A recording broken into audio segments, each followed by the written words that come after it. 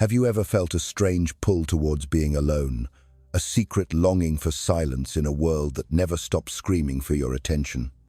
Have you ever been made to feel guilty for this yearning, as if your need for solitude is a flaw, a sign of weakness or something broken within you? The truth is, that pull is not a weakness, it is a divine summons. It is your higher self calling you home, beckoning you to uncover the most powerful, untouchable version of yourself. If this message is already stirring something deep within your soul, know that you are not alone in this feeling. This is a sign of your awakening. Let us know in the comments by typing "I resonate," and be sure to like and subscribe, because the journey we are about to embark on is one that will change the very frequency of your existence. Let's begin with a profound revelation, a truth so simple yet so deeply buried beneath layers of societal conditioning. What if the very thing you have been taught to fear, the very state you have spent your entire life avoiding, is not your prison, but your throne room? What if solitude, that quiet, empty space, was never meant to be a punishment, but is in fact the most potent, most guarded secret weapon you possess? We are trained from birth to chase after things outside of ourselves. We are told that our worth is measured in love from others, in the accumulation of success, in the constant validation of attention. We build our lives around the pursuit of external rewards, believing they will fill the void we feel within. But what if this was the greatest deception of all? What if the real treasure, the source of unshakable power and divine alignment, isn't found in the arms of another, the applause of a crowd, or the numbers on a screen, but in the sacred, silent sanctuary of your own solitary company? Picture this.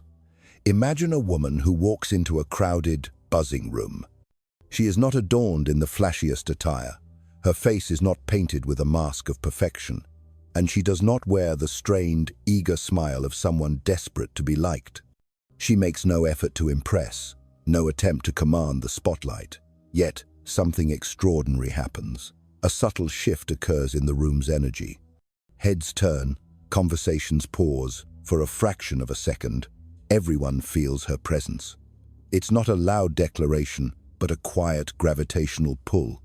There is a calm intensity about her, a silent power that radiates from her core. She is like a storm that does not need to thunder to be feared, a deep ocean whose power is felt in its stillness, not its crashing waves. This woman doesn't chase conversations, they flow to her.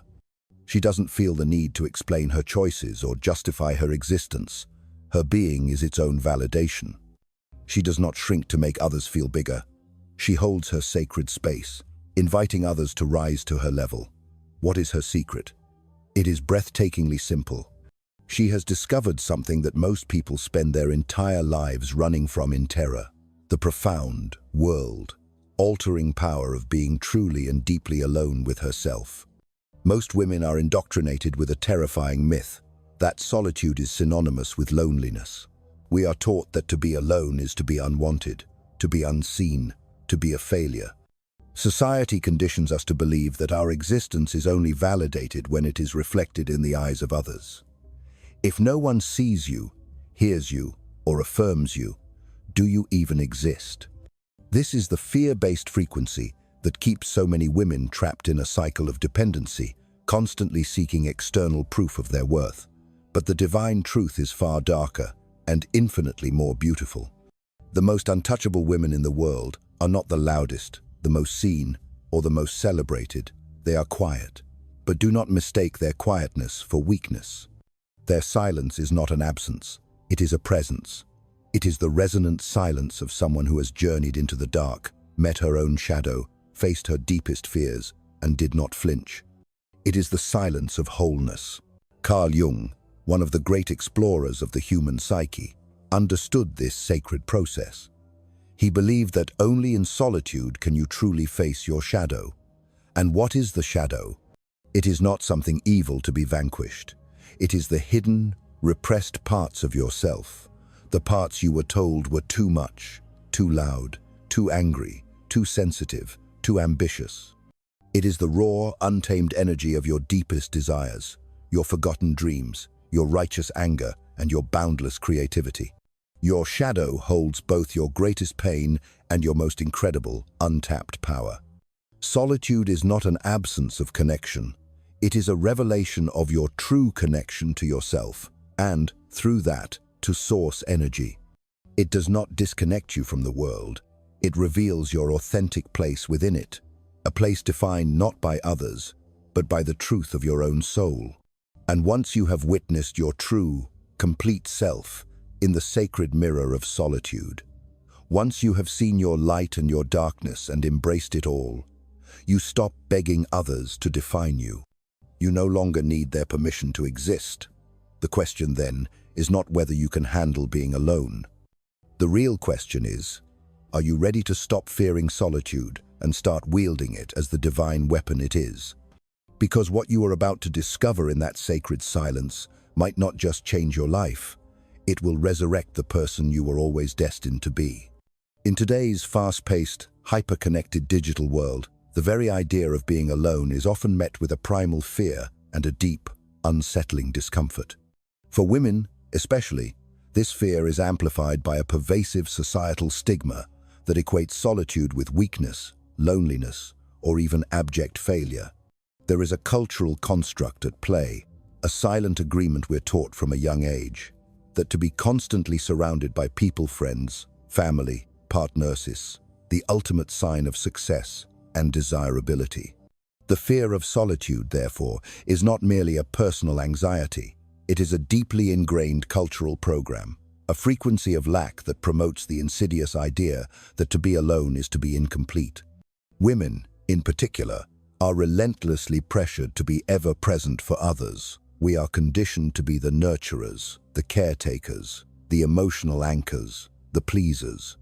Our value, we are told, is tied directly to how much we can give, how much we are needed, how much of ourselves we can sacrifice on the altar of others' comfort.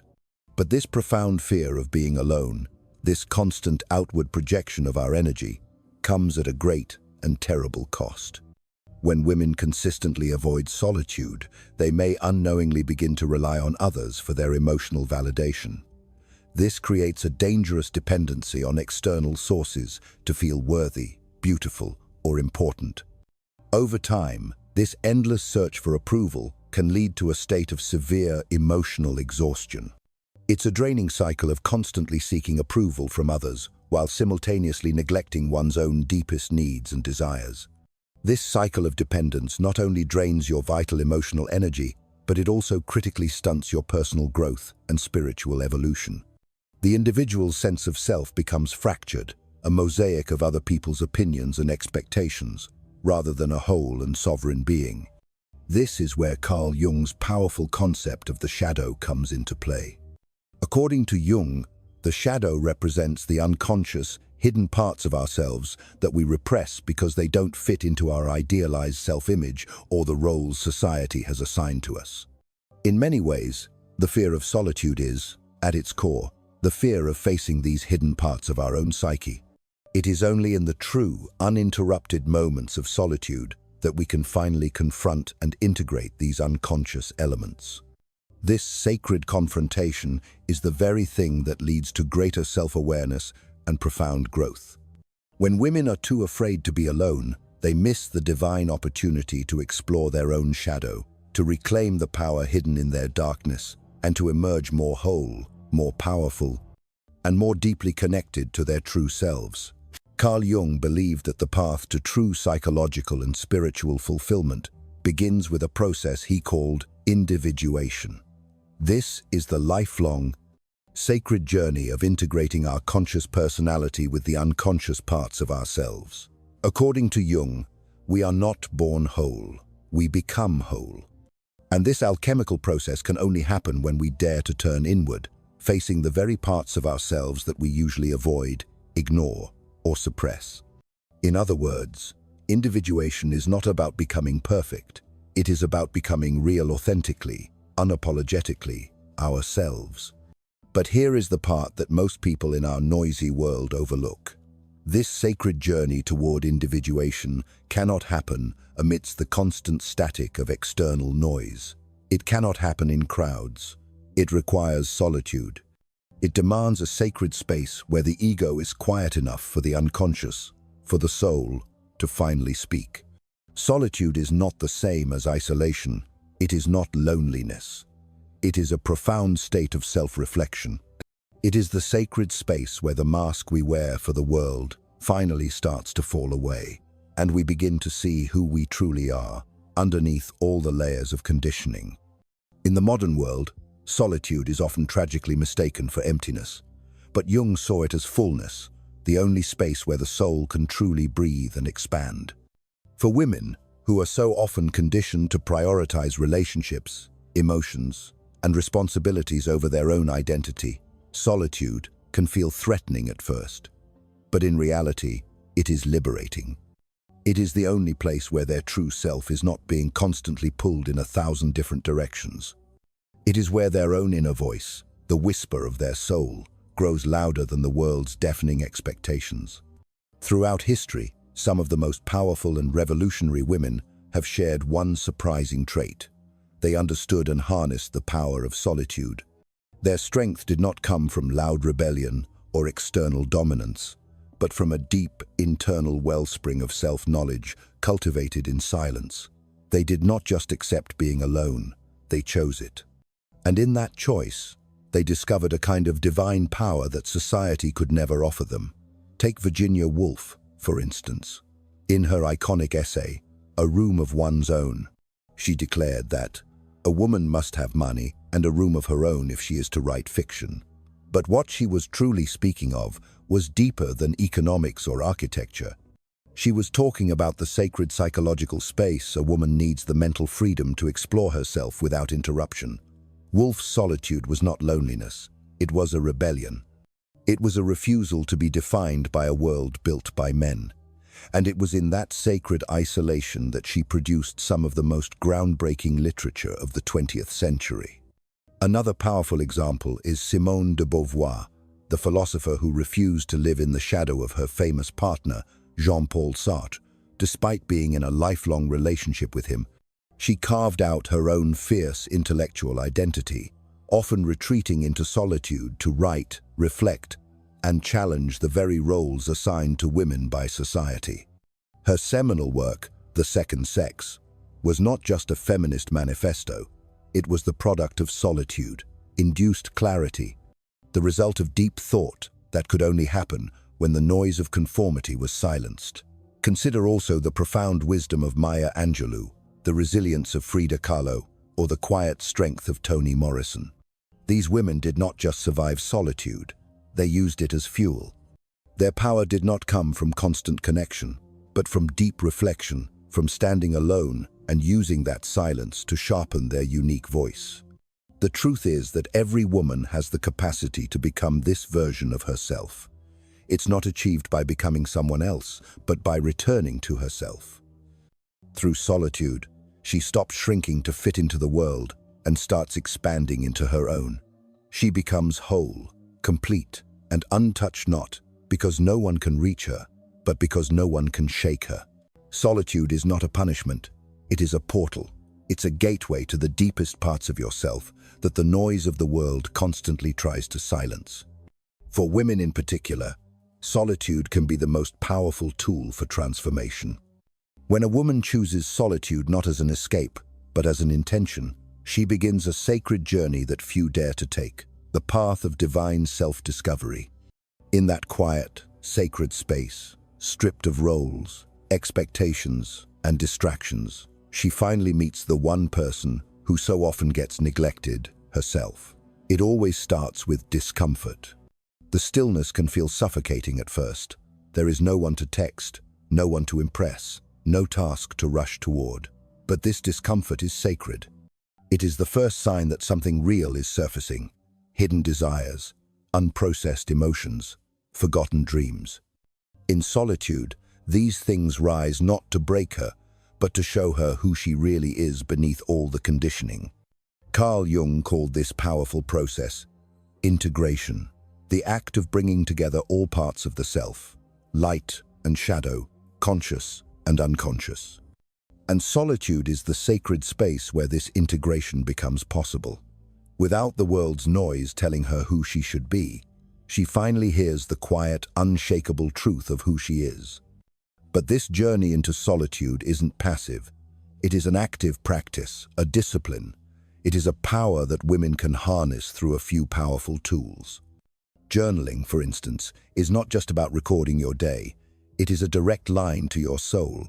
Writing down your thoughts and feelings helps to unravel inner patterns, fears, and longings. It transforms the chaos of your inner world into clarity. Meditation, too, is a cornerstone of this practice. By observing the mind without judgment, you create a space between your thoughts and your identity. You learn that you are not your thoughts. You are the silent, aware presence behind them. And then there are intentional solitude practices. Long walks in nature without your phone, entire weekends unplugged from the digital world, silent mornings with nothing but a cup of tea and your own company. Each of these acts deepens the connection with your inner world. The beauty of this process is that it reveals hidden strengths, talents you never knew you had, passions buried under years of pleasing others, and a resilience that was just waiting to be unlocked. The very things that make you unique and powerful don't come from the outside. They are uncovered in the silence. Jung believed that wholeness comes not from perfection, but from accepting all parts of the self: the wounded child, the fierce protector, the dreamer, the doubter. In solitude, a woman doesn't deny these parts. She welcomes them. She stops running from herself and starts embracing herself. This isn't just self-care, it's self-ownership. And it is a revolutionary act in a world that constantly tells women to look outward for their worth. Through solitude, she stops needing the world to approve of her because she finally and irrevocably approves of herself. And with that divine approval comes true freedom. Freedom to speak your truth without fear. Freedom to walk away from what no longer serves you. Freedom to design a life that reflects your inner world, not someone else's version of success. So yes, solitude can be uncomfortable at first, but it is also where the real work happens, the kind of work that doesn't just change how a woman feels, but fundamentally changes who she becomes. A woman who embraces solitude doesn't just survive in silence, she transforms in it. And when she emerges, she is not the same. She is whole. She is grounded. She is unshakable. And most importantly, she is finally, fully, divinely herself. Solitude isn't something you wait for. It is something you must actively create.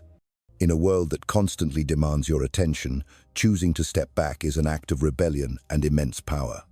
For women especially, learning to embrace solitude is how you begin to break free from the invisible chains of societal expectation and step into the version of yourself that no one can touch. But how do you start this sacred journey? It begins with a simple, yet profound, mindset shift. See solitude not as loneliness, not as isolation, not as a punishment, but as a sanctuary, a sacred space where your own voice gets louder and the world's noise finally fades into the background. When you stop fearing solitude and start actively seeking it, you stop being available for manipulation. You stop being defined by other people's opinions. You become untouchable. Here are some practical steps to begin your journey. First, schedule your solitude like a sacred ritual. Just as you would schedule an important meeting or a social event, you must carve out this non-negotiable time for yourself. This could be as small as 15 minutes a day, or as expansive as an entire weekend unplugged. Turn down the volume of the world. Take digital detoxes. Say a firm no to unnecessary gatherings. Disconnect from anything that feels like noise and reconnect with what feels like truth. Next, practice being alone, intentionally. Sit with your thoughts. Go for a walk without music or podcasts. Eat a meal in complete silence. At first, it might feel strange, even deeply uncomfortable. But over time, you will realize this is where your power lives, in the pauses. Reframe the discomfort. That itch to check your phone, call someone, or just stay busy, that is not a flaw. It is a sign. It is a signal that your deeper self is trying to emerge. Sit with it. Let it speak. Let it lead you. Create a dedicated self-reflection practice. Journal your thoughts, meditate, or simply reflect. Ask yourself the questions you've been too busy to answer. Who am I when no one is watching? What do I truly want, not what others expect from me? Through this process, something miraculous begins to shift. You stop needing people to like you in order to feel worthy. You stop chasing validation and start honoring your own divine voice. You become your own emotional anchor. That is what makes you untouchable. Because when you draw strength from within, you no longer fear rejection. You don't bend to fit someone else's mold. You set boundaries without guilt. You speak your truth without trembling. And most importantly, you live by your own design, not the blueprint handed to you by others. Solitude becomes your training ground, your forge, your sacred space to become so deeply aligned with who you are that the world can no longer pull you off center. And the result? You become a woman who radiates self-possession, who leads not from fear but from clarity, who does not seek attention but commands respect. You become a woman no one can control because you have finally claimed control of yourself. So start small, sit still, listen, embrace the quiet. And know this: in solitude, you do not lose the world. You find yourself. And once you have found yourself, no one can ever take that power away. This isn't just self-care. It's a revolutionary act of self-ownership. It's time to stop running and start embracing. Take the first bold step toward becoming unshakable, unbreakable, and completely, unapologetically you. The path awaits.